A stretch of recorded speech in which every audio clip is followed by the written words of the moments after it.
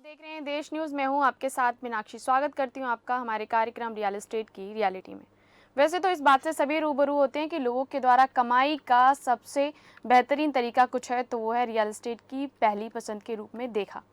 वहीं कहीं ना कहीं आजकल के युवा भी एक और अपना रुख बदल रहे हैं। आजकल बहुत से लोगों के द्वारा रियल एस्टेट के माध्यम से बहुत कमाई की जा रही है, और हो भी क्यों ना, क्योंकि यह एक बहुत ही सरल और अच्छी कमाई करने का बेहतरीन रास्ता भी है। लेकिन एक और जहां लोग एक आशियाना बनाने के लिए अपनी ज़िंदगी की कमाई लगा देते हैं, वहीं उनके साथ उनके एजेंट या बिल्डर्स थोड़ी चूक करने पर ही लाखों का चूना लगाकर निकल लेते हैं।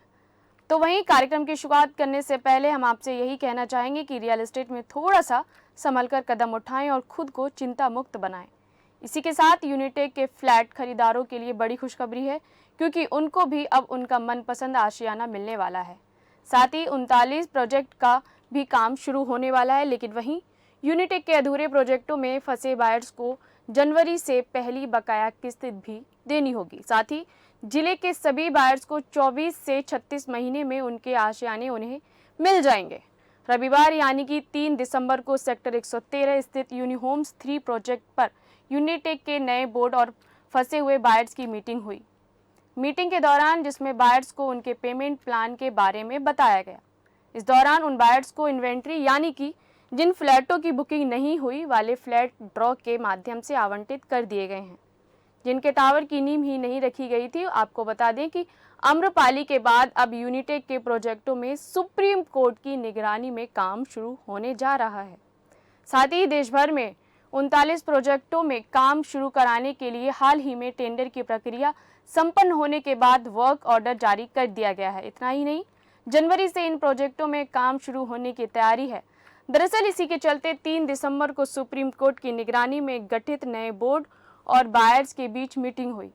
इस मीटिंग में यूनिटेक के नए बोर्ड के CEO Ashok Yadav, senior consultant Nadeem Khan ने के अलावा बायर एसोसिएशन और तमाम बायर्स शामिल हुए।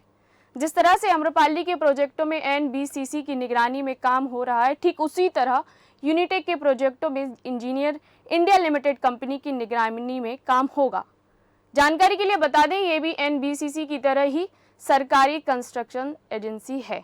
सुप्रीम कोर्ट के आदेश पर इस सरकारी एजेंसी को इन प्रोजेक्टों में होने वाले सिविल कार्य की मॉनिटरिंग की जिम्मेदारी दी गई है। फिलहाल बात करते हैं कि किस्त देने की प्रक्रिया क्या है। जैसे कि मीटिंग के दौरान तय हुआ है कि जनवरी से काम शुरू होगा और 24 से 36 महीने में घर मिल जाएगा, जिसके चलते बायर से पहली किस्त जनवरी से मांगी जा रही है। मिली जानकारी के मुताबिक करीब 300 करोड़ का फंड बायर से आना है। दरअसल हम आपको बता दें कि 6000 बायर्स को 24 से 36 महीने में पेमेंट करने का प्लान बताया गया है। जिन बायर्स को 24 माह में फ्लैट मिलेगा, उन्हें 8 किस्तों में 24 महीने में पेमेंट करना है, जिसमें पहली किस्त कुल बकाया राशि की 15% ही होगी। अब जिन्हें 30 महीने में फ्लैट मिलेगा, उन्हें 10 किस्तों में पेमेंट करना है। साथ ही उनकी पहली किस्त 15% की होगी और बाद की किस्त 8 किस्त 10% की होगी और अंतिम किस्त 5% की ही होगी। इसी के साथ ही जिन बायर्स को 36 माह में फ्लैट मिलेगा, उन्हें कुल 12 किस्तों में बकाया राशि देनी है। पहली किस्त 15% की होगी और बाद वाली किस्त 8% की होगी। तो ये थी किस्त चुकाने की पूरी प्रक्रिया। अब बात करते हैं जो 90 बायर्स हैं, उनके फ्लैटों का आवंटन कैसे किया जाएगा। बता दें, सेक्टर 113 स्थित यूनिहोम्स 3 प्रोजेक्ट में 90 बायर्स ऐसे थे जिन्होंने फ्लैट बुक कराया था, लेकिन उनके टावर की नींव भी नहीं रखी गई थी। वहीं जहां एक और 17 टावर इस प्रोजेक्ट में बनाए जाने थे, लेकिन अब 16 बनाए जाने हैं। जिसके साथ ही अब 90 बायर्स को रविवार को मौजूदा 16 टावर्स में इन्वेंट्री वाले फ्लैटों में ड्रॉ के माध्यम से आवंटन कर दिया गया है। जिसके चलते होगा ये कि इन बायर्स को अब अपना टावर ना बनने का तनाव खत्म हो जाएगा। यूनिटेक के अधूरे फ्लैट्स के कारण बायर्स लगातार तनाव से गुजर रहे थे, लेकिन उनको घर मिलने की उम्मीद तो लगातार बंधी ही थी। मीटिंग के दौरान बड़ी संख्या में पहुंचे बायर्स का कहना है कि वह वर्षों से संघर्ष कर रहे हैं, लेकिन अब उनके फ्लैट मिलने के बाद ही उनसे पैसे मांगे जाने चाहिए। इसलिए जहां पर सवाल के जवाब में बोर्ड के अधिकारियों ने बताया कि फिलहाल अधूरे प्रोजेक्टों का काम करने के लिए पैसे चाहिए, वह तभी संभव है जब सभी बायर्स समय से अपनी किस्त जमा कराएंगे।